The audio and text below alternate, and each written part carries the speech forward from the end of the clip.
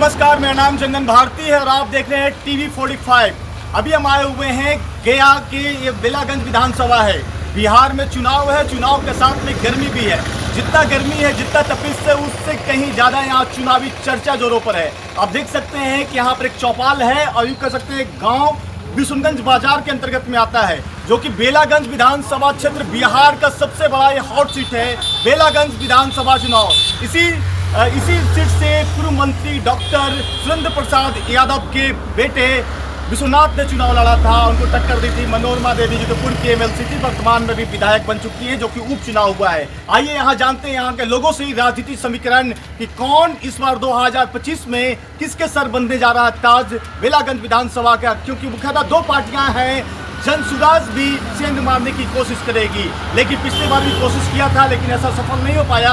जदयू और आरजेडी के बीच में सीधी टक्कर देखी जाएगी। कुछ लोग हैं, उनसे जानने की कोशिश करते हैं किस मुद्दे पर जो चुनाव आ रहा है एक बार फिर से, जो 6 महीने के बाद एक बार फिर से चुनाव आ रहा है। यहाँ उपचुनाव हुआ था, किस मुद्दे पर चुनाव यहाँ लड़ा जाएगा इस बार विधानसभा का? सबसे पहले तो रोजगार पर चुनाव लड़ा जाएगा।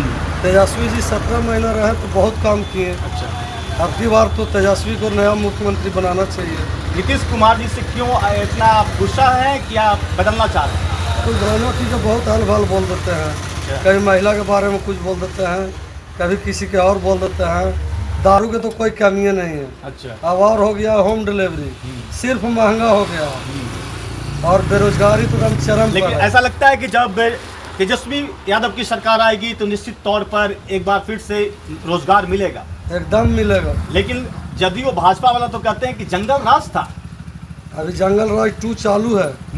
जंगल राज था 15 साल 20 साल पहले वाला नोच रहा है। अच्छा, अरे अभी जो है जिसको देखिए ना वर्तमान में, ये जंगल राज से भी बड़ा जंगल राज आएगा।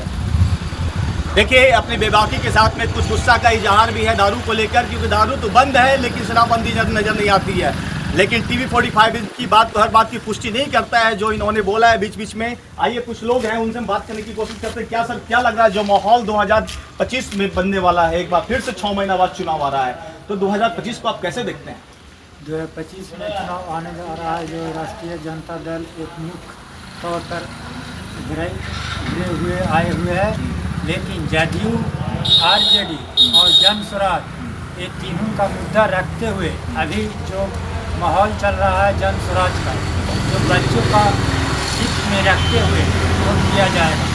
मैंने 25 साल राष्ट्रीय जनता दल को वोट दिया और 30 साल मैं जदयू का वोट दिया। मैंने दोनों का लाभ नहीं उठा पाया। आज प्रशांत किशोर जो आए हुए हैं, जो बच्चों का रोजगार फैक्ट्री बिहार में खुलना चाहिए, अभी बिहार में एको फैक्ट्री खुला हुआ नहीं है।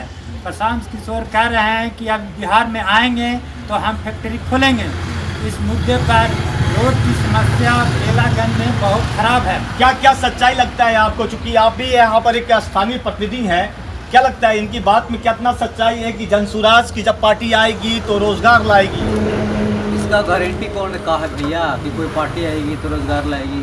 आने में तो सबको बोल देते हैं हम आएंगे तो ही लाएंगे, हम आएंगे तो ही लाएंगे। क्या प्रशांत किशोर लिख के दे सकते हैं? कोई फैक्ट्री से प्रशांत किशोर का एग्रीमेंट हुआ है कि हाँ हम आएंगे तो 20 को फैक्ट्रियाँ लगाएंगे? एग्रीमेंट आपको प्रशांत किशोर दिखाएं कि हाँ भाई हमारा फल्ला फैक्ट्री से एग्रीमेंट हो गया, तब न माने। ऐसे चुनाव में तो कोई भी कुछ बोल देगा कि हम आएंगे तो ये कर देंगे, हम आएंगे तो ये कर देंगे। लेकिन क्या लगता है कि इस पर जो एक बार फिर से चुनाव हो रहा है, 6 महीना के बाद एक बार फिर से चुनाव होगा बेलागंज विधानसभा में, लेकिन क्या लगता है परिवर्तन होगा? एक जो वर्तमान में जीती हुई प्रत्याशी वही जीतेंगी? बेलागंज में देखिए कांटे की टक्कर रहेगी, कुछ कहा नहीं सकता। अगर हमको अब चुनाव आयोग बना दीजिएगा तो हम पहले बता देंगे कि हाँ भाई इसको जीतना है। कभी पावर होता है वोट को इधर उधर करने का, जानते ही हैं। ये भी आप मुझसे भी बढ़ते हैं इत्तेफाक की वोट भी इधर उधर होता होगा? हाँ बिल्कुल होता है।